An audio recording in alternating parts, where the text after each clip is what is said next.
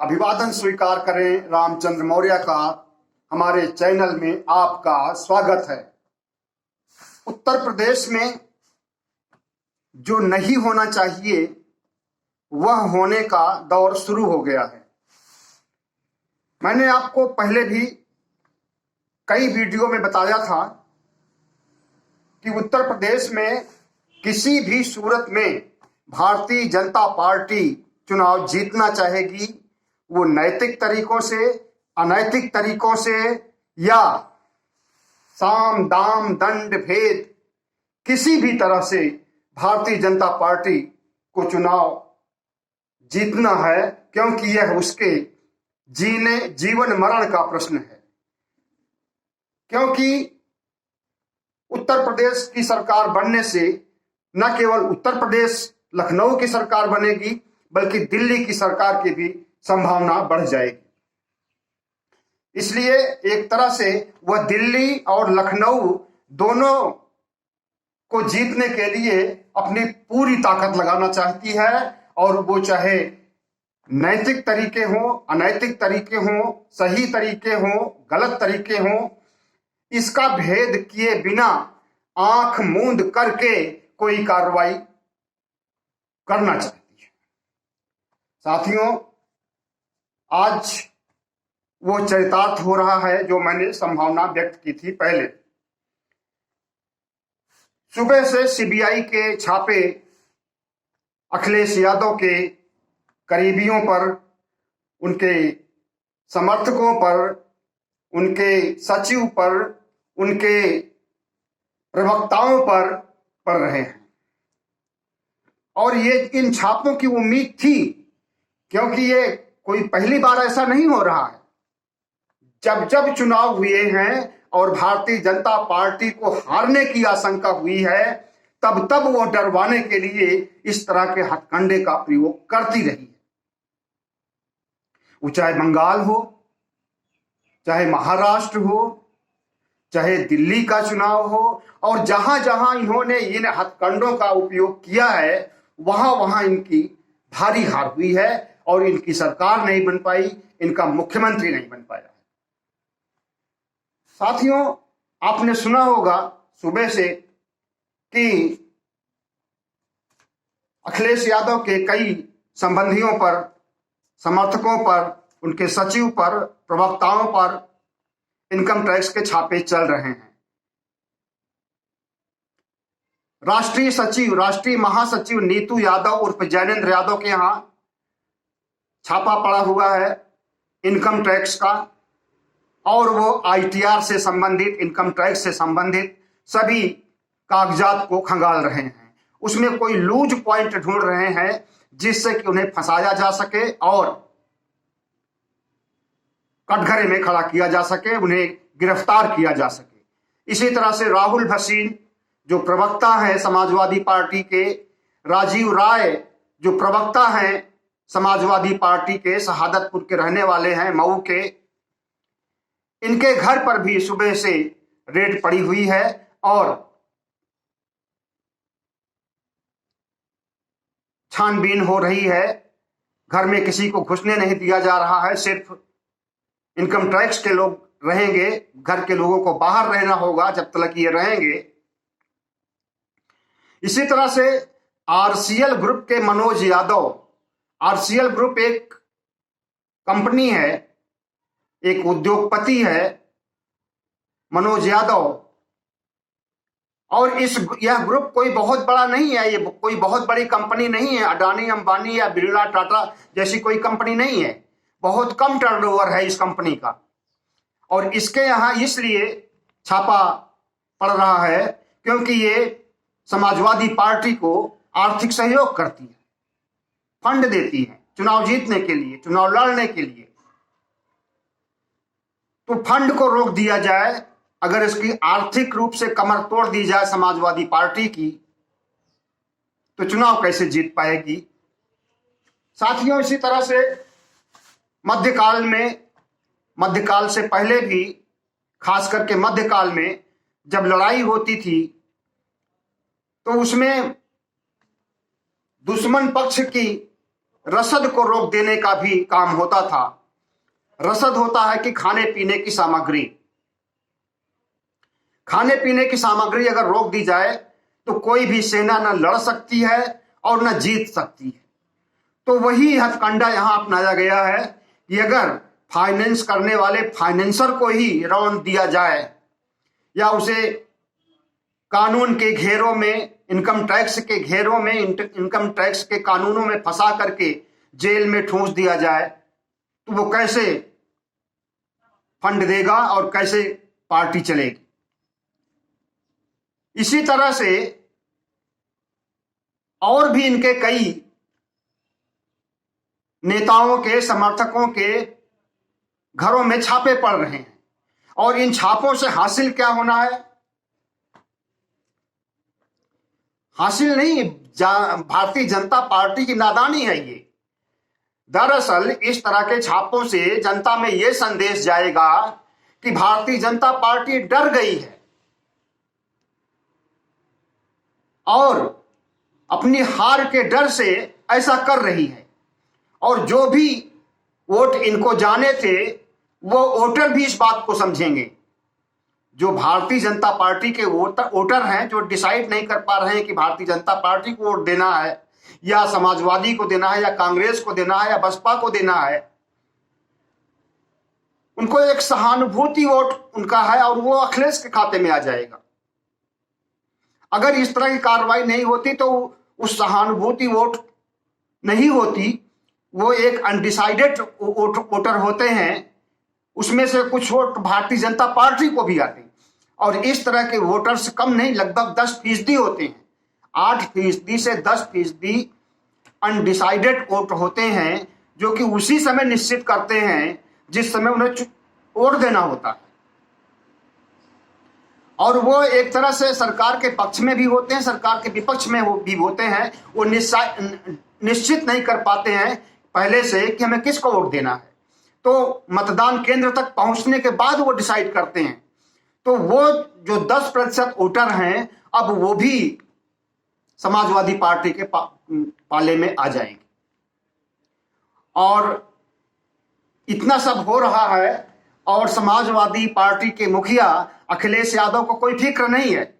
उनका तो कहना है कि अभी इनकम टैक्स वालों को ही भेजा है, अब सीआईडी वालों को, ईडी वालों को, इनको भी भेजिए, कुछ नहीं मिलेगा।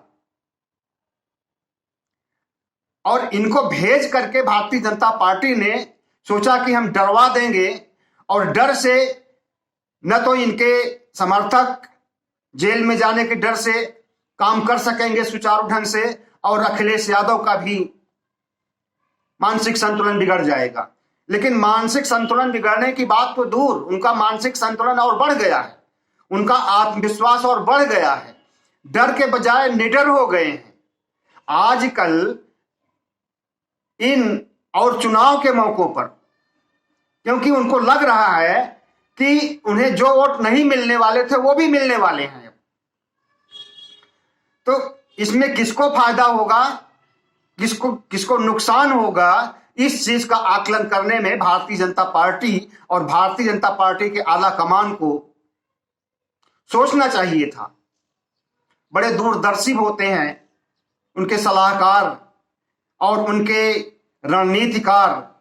यही दूरदर्शिता है कि ऐन टाइम पर आप रेड डलवा रहे हो, आप छापे डलवा रहे हो, आतंक और भय का माहौल पैदा कर रहे हो, डरवाने की कोशिश कर रहे हो, इससे वो डर जाएंगे।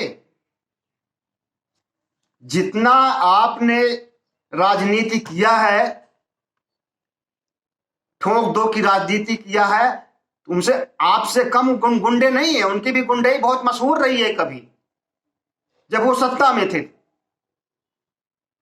और जिस तरह से ठोक देने का काम चल रहा है, वो जब सत्ता में आएंगे तो आपको ठोकेंगे, एक बात का बदला लेंगे। तो इसमें जो है भारतीय जनता पार्टी को इस कार्रवाई में कुछ मिलने वाला नहीं है, बल्कि कुछ भारतीय जनता पार्टी खोने वाली है। और वो ये सहानुभूति, हमदर्दी के वोट जो मिलने वाले थे, भारतीय जनता पार्टी को, वो सारे वोट अब शिफ्ट हो जाएंगे समाजवादी पार्टी की तरफ। दूसरी चीज, ये आशंका मैंने पहले जाहिर की थी कि छापे पड़ सकते हैं और पड़ गए और आगे भी पड़ सकते हैं। दूसरी चीज हम आज फिर कह रहे हैं कि ये लोग चुनाव जीतने के लिए हिंदू मुस्लिम करके और दंगे भड़काने की भी कोशिश करेंगे चुनाव के पहले तक, और वो कोशिशें इनकी चल रही है, लेकिन अभी धीमी रफ्तार से चल रही थी। अभी जिन्ना, गन्ना और अब्बा जान, ताऊ जान इस पर अटके हुए थे, लेकिन अब वो खुल करके सामने आ जाएंगे और सांप्रदायिक ध्रुवीकरण करने के लिए हिंदू मुस्लिम को विखंडित करेंगे। और वो काम शुरू भी हो गया है, आज से नहीं 10 दिन पहले से।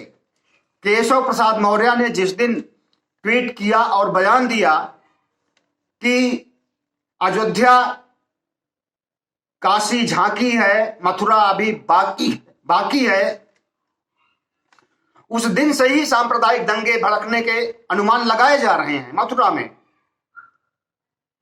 और वो भारतीय जनता पार्टी की सरकार है, इसलिए उसे रोकना पड़ रहा है, नहीं तो भग पिटेगी। तो अब सरकार भी इनकी है, आंदोलन भी इन्हीं को करना है, सांप्रदायिक दंगे भी इन्हीं को करना है। तो निश्चित रूप से जो वहां पर धारा 144 लगी थी उसको हटाया जाएगा, वहां से फोर्स बल को हटाया जाएगा और वहां पर हिंदू मुस्लिम का दंगा होगा, क्योंकि ये उनका आखिरी हथियार होगा। 80% हिंदू हैं, 15 से 20% तक मुस्लिम हैं, उनका ये आंकड़ा है। और 80% को अगर हम दोनों में लड़ा करके भी 15% और 80% को लड़ा करके हम बहुत बड़ा वोट ले सकते हैं, और ये काम पहले भी किया है इन लोगों ने।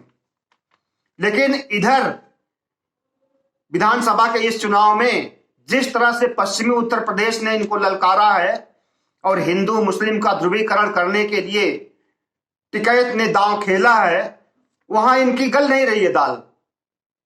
तो ये पूर्वांचल में, बुंदेलखंड में हिंदू मुस्लिम करने से बाज नहीं आएंगे और सांप्रदायिक दंगे भड़काने से बाज नहीं आएंगे, देखिएगा ये भी होगा।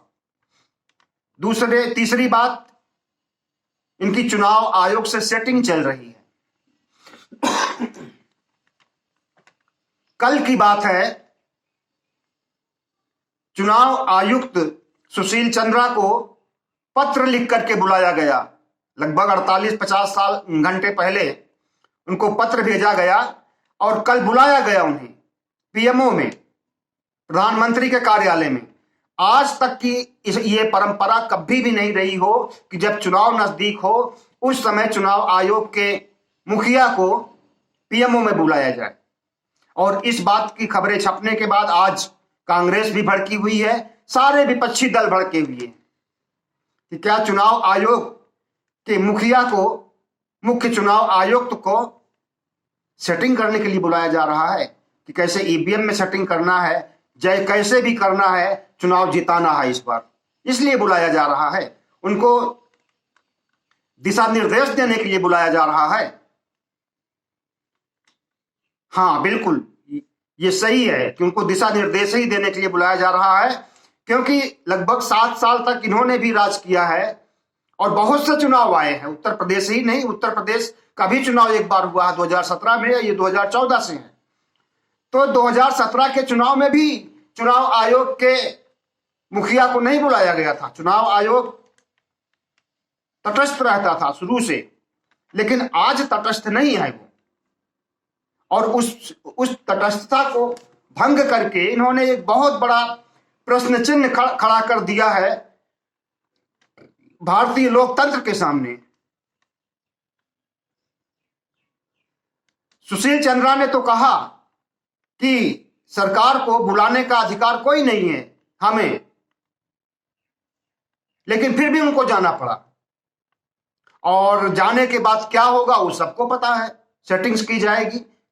जैसे सुप्रीम कोर्ट में सेटिंग की गई थी कि तुम हमें मंदिर बनवा दो और हम तुम्हें राज्यसभा का सदस्य बना देंगे। हो सकता है कि पैसे भी दिए गए हों, तो यहां पर भी वही सेटिंग हो रही होगी कि तुम हमें चुनाव जिता दो और तुम्हें हम राज्यसभा का या जो भी कहोगे, जो मांगोगे वो दिया जाएगा, इसके लिए बुलाया गया हो। तीसरी बात है कि साम दाम दंड भेद, ये नीतियां होती हैं, कूटनीति कहते हैं इसको। और ये लड़ाई जीतने के लिए प्राचीन काल से, मध्यकाल से जब खूब लड़ाइयां होती थी, तभी से ये नीतियां अपनाई जाती हैं। साम, समझा बुझा करके बनाओ अपनी बात को। दाम, पैसे दे करके मनाओ। दंड, ठोक करके मनाओ। भेद, उसकी एकता को, उसकी शक्ति को, उसकी ताकत को छिन्न भिन्न कर दो। और यही चीज चल रहा है आज। ये दंड वाला जो है, साम से तो हो नहीं पाया है अभी। साम का तो बात, साम का मतलब कि समझाने बुझाने की बात, इस पर तो ना ये लोग मानेंगे ना वो मानेंगे। समझाने बुझाने से कि हाँ अखिलेश भैया तुम चुनाव प्रचार कम कर दो या बंद कर दो, हमें जीतना है, इस तरह तो समझने वाले नहीं है। दाम दे करके खरीद नहीं सकते हैं, पैसे दे करके खरीद नहीं सकते हैं इनको, तो दंड का अपना रहे हैं ये तरीका। और उसके लिए इनकम टैक्स को अभी छोड़े हैं, बाद में सीबीआई, ईडी, एनआईए सब कुछ को छोड़ेंगे। और भेद का मतलब कि इनके जो घटक दल हैं उसमें तोड़फोड़ पैदा करेंगे।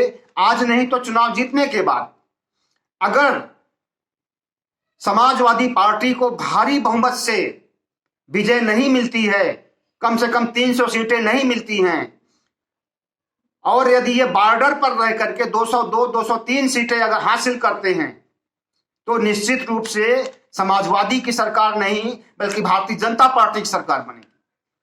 इनके घटक दलों को या इनके ही पार्टी के विधायकों को तोड़ लिया जाएगा। वही भेद की नीति अपनाई जाएगी। साम दाम दंड भेद में जो होता है भेद की नीति अपनाई जाएगी।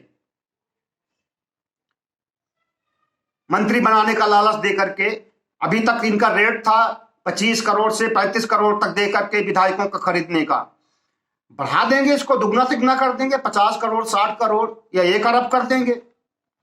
क्योंकि जब सत्ता में आ जाएंगे तब तो अब मनमर्जी से उसका 10 गुना कमा सकते हैं, इसलिए सत्ता बहुत जरूरी है। तो चुनाव जीतने के लिए भारतीय जनता पार्टी के पास जो हथकंडे हैं उनको अपनाना शुरू कर दी है, लेकिन एक के बाद एक इनके हथकंडे फेल होते जा रहे हैं। इन्होंने जितना पूर्वांचल में एक्सप्रेसवे का उद्घाटन के समय हवाई जहाज और आधुनिक वायुयानों को बुला करके करतब दिखाए थे, उससे जनता में कोई फर्क नहीं पड़ा। इन्होंने एयरपोर्ट बनाने की बात नोएडा में कही, जनता में कोई फर्क नहीं पड़ा। जो वास्तविक मतदाता हैं, वोटर हैं, उनको करोड़ों अरबों का आंकड़ा सुनाने पर उनका वोट नहीं लिया जा सकता। और फिर जब एयरपोर्ट की बात आई तो जनता खुद कह रही थी कि हमें तो बोला गया था कि हवाई चप्पल से हवाई जहाज पे बैठा दिया जाएगा, और हवाई जहाज को भी बेच दिया, हवाई अड्डे को भी बेच दिया, कहां बैठेंगे हम, और हम वहीं के वहीं रह गए हैं। और बहुत सारे लोग, लाखों लोग तो मारे गए कोरोना से, और वो आपकी वजह से, क्योंकि आप दवाई नहीं कर सके, आप जान माल की रक्षा नहीं कर सके, ऑक्सीजन नहीं दे पाए, वेंटिलेटर नहीं दे पाए, आईसीयू नहीं दे पाए, बेड नहीं दे पाए, इसलिए लोग मारे गए हैं। इसलिए जनता बुरी तरह से इनसे कुढ़ी हुई है, और ये जितने हथकंडे अपना रहे हैं वो सारे हथकंडे अब वहां धर्म का तड़का लगाने पहुंच गए बनारस में, उसका भी असर नहीं पड़ा। और जब कल परसों से रायबरेली में अखिलेश डटे हुए हैं, वहां पर इनकी भारी भीड़, और अमित शाह निषाद रैली कर रहे थे, उसमें 5000 भी नहीं, और जो 5000 इकट्ठा हुए थे वो आरक्षण का लब्बो-लुआब दिखा करके उनको इकट्ठा कराया गया था। तो जो जनता वहां पहुंची थी वो आरक्षण का मांग करते हुए बाइकाट कर दिया, और उधर लाखों की भीड़ हो रही थी अखिलेश की। तो इनको लगा कि अब तो बनारस में जो हम खर्च किए थे 700 करोड़ रुपए और चुनावी ड्रामा किए थे धर्म के नाम पर, वो भी पानी में मिल गया। अब उसके बाद जो है इन्होंने इनकम टैक्स को लगाया है। अभी सीबीआई वगैरह बाकी है, एनआईए भी बाकी है, आतंकवादी भी बनाया जा सकता है इन्हें। आप किसी थाने में जाइए तो वहां दरोगा आपको हड़काएगा, आप भले ही कोई अपराध नहीं किए हैं, लेकिन दरोगा कहेगा, अगर आपसे दरोगा खफा है या आपसे पैसे उगाना चाहता है कि इतने पैसे दे दो, नहीं तो तुम्हारे ऊपर हम हेरोइन का लगा करके आरोप जो है तुम्हारे घर से बरामद करेंगे हेरोइन, और तुम्हें हम 10 साल के लिए जेल भिजवा देंगे। और ऐसा होता भी है, बहुत हो रहा है। तो उसी तरह से आतंकवादी इन्हें बनाने का भी कोशिश की जाएगी। और सबसे बड़ी बात तो अभी ओमिक्रॉन जो कोरोना का तीसरा रूप है, बहुत तेजी से बढ़ रहा है।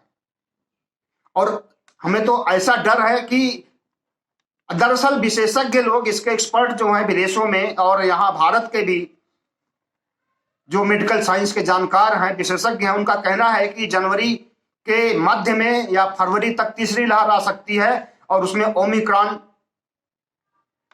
कहर ढा सकता है। मौतें चाहे भले ना हो, लेकिन बीमार बहुत से लोग होंगे, उनके लिए अस्पताल चाहिए, अस्पतालीकरण के लिए तैयार रहना चाहिए। तो उस कोरोना की तीसरी लहर की वजह से ये चुनाव को भी रद्द कर सकते हैं। और कानूनन चुनाव आयोग की गाइडलाइन या चुनाव आयोग के नियमों के तहत भी 6 महीने तक आगे खींचा जा सकता है चुनाव को। तो जब ये देखेंगे कि हमारी जीत संभव नहीं है और हमारे सारे हथकंडे फेल हो चुके हैं, तो ओमिक्रॉन का बहाना लेकर के चुनाव को रद्द करेंगे। पहले जो आशंकाएं जाहिर की गई थी, वो आशंकाएं सही साबित हो रही हैं आज, और आज जो आशंकाएं जाहिर की जा रही हैं निश्चित रूप से ये भी साकार होंगी, क्योंकि भारतीय जनता पार्टी नहीं चाहती है कि वहां से हारे, और उसकी हार से प्रधानमंत्री भी हारे दिल्ली में। इसलिए वो छल, दंभ, द्वेष, पाखंड, झूठ, साम, दाम, दंड, भेद कुछ भी लगा करके उत्तर प्रदेश के चुनाव को जीतना चाहती है और अपना मुख्यमंत्री बनाना चाहती है। लेकिन एक चीज ध्यान रहे, ये जितने भी अनैतिक कार्य हैं, अनैतिक तरीके हैं, ये गलत होते हैं और गलत हमेशा गलत ही होता है। असत्य की जीत आज तक कभी नहीं हुई है, और हुई है तो थोड़े समय के लिए हुई है, और उसके बाद अंततः सत्य की ही जीत होती है। बहुत बहुत धन्यवाद। हमारे चैनल को सब्सक्राइब कीजिएगा, लाइक कीजिएगा और शेयर कीजिएगा।